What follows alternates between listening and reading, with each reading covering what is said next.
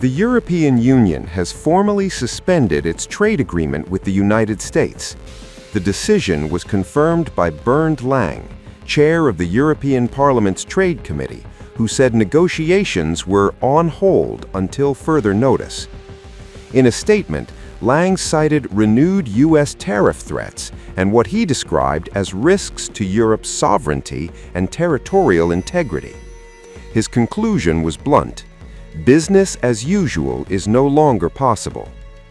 The move halts parliamentary work on the legal implementation of the so-called Turnberry deal, an agreement struck in July 2025 at Donald Trump's golf course in Scotland.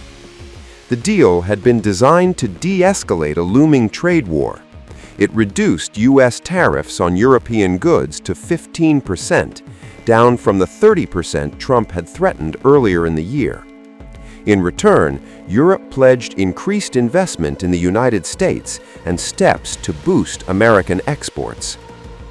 European lawmakers were scheduled to vote on the agreement later this month, including removing tariffs on U.S. industrial goods. That vote will no longer take place. Senior figures in the European Parliament say Trump's renewed pressure has made approval politically impossible. The suspension comes after Trump's address at the World Economic Forum in Davos. In a combative speech, the U.S. president said Europe was no longer recognizable, accusing its leaders of over-regulation, economic stagnation, and strategic dependence. But it was Trump's comments on Greenland that set off alarm bells in Brussels. At Davos, Trump referred to Greenland as our territory, claiming the United States was the only nation to fight to secure it. While he said Washington would not use force, his warning carried weight. But it's happened very quickly. This afternoon, I want to discuss how we have achieved this economic miracle, how we intend to raise living standards for our citizens to levels never seen before, and perhaps how you too and the places where you come from can do much better by following what we're doing, because certain places in Europe are not even recognizable, frankly, anymore. They're not recognizable. And we can argue about it, but there's no argument. Friends come back from different places. I don't want to insult anybody and say I don't recognize it. And that's not in a positive way. That's in a very negative way. And I love Europe, and I want to see Europe go good. But it's not heading in the right direction. Proving them wrong. It's actually just the opposite.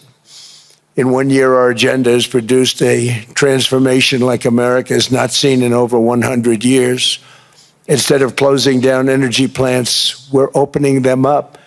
Instead of building ineffective, money-losing windmills, we're taking them down and not approving any. Instead of empowering bureaucrats, we're firing them. In the process, we've made historic trade deals with partners covering 40% of all U.S. trade. Some of the greatest companies and countries in the world. We have countries as our partner, too. The European nations, Japan, South Korea. They're our partners. They've gone into massive deals with us, especially on oil and gas.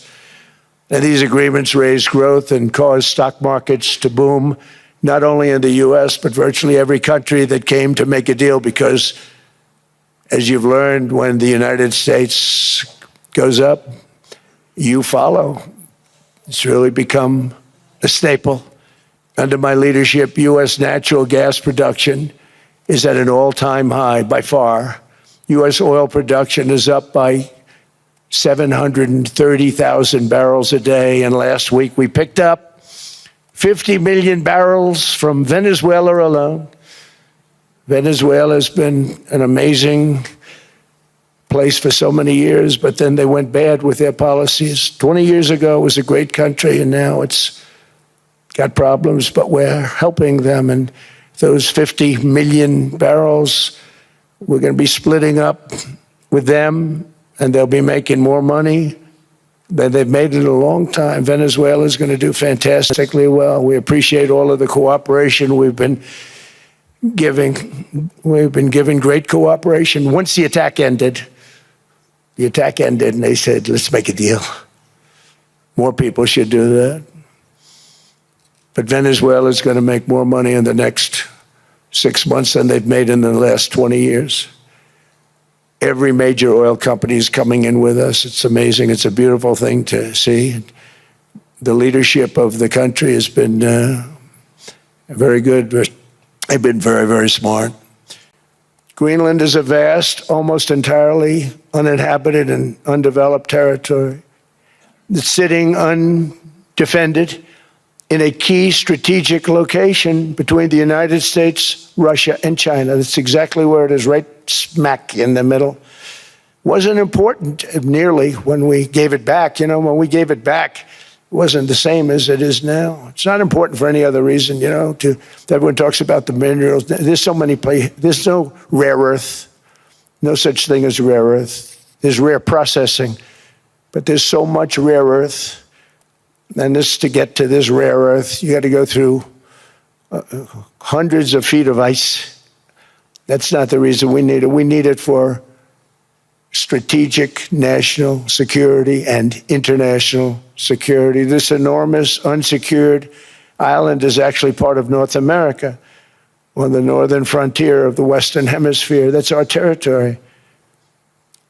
It is therefore a core national security interest of the United States of America. And in fact, it's been our policy for hundreds of years to prevent outside threats from entering our hemisphere. And we've done it very successfully. We've never been stronger than we are now. In 2019, Denmark said that they would spend over $200 million to strengthen Greenland's defenses. But as you know, they spent less than 1% of that amount. 1%. There's no sign of Denmark there. And I say that with great respect for Denmark, whose people I love, whose leaders are very good. It's the United States alone that can protect this giant mass of land, this giant piece of ice, develop it and improve it and make it so that it's good for Europe and safe for Europe and good for us. And that's the reason I'm seeking immediate negotiations to once again discuss the acquisition of Greenland by the United States, just as we have acquired many other territories throughout our history, as many of the European nations have. They've acquired. There's nothing wrong with it. But this would not be a threat to NATO. This would greatly enhance the security of the entire alliance, the NATO alliance. The United States is treated very unfairly by NATO. I want to tell you that. And when you think about it, nobody can dispute it. We give so much and we get so little in return.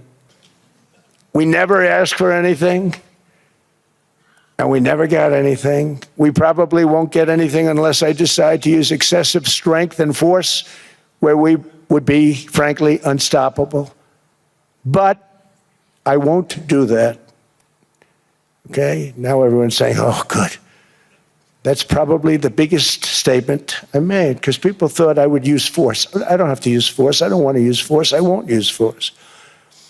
All the United States is asking for is a place called Greenland, where we already had it as a trustee, but respectfully returned it back to Denmark not long ago after we defeated the Germans, the Japanese, the Italians, and others in World War II. We gave it back to them. We were a powerful force then, but we are a much more powerful force now.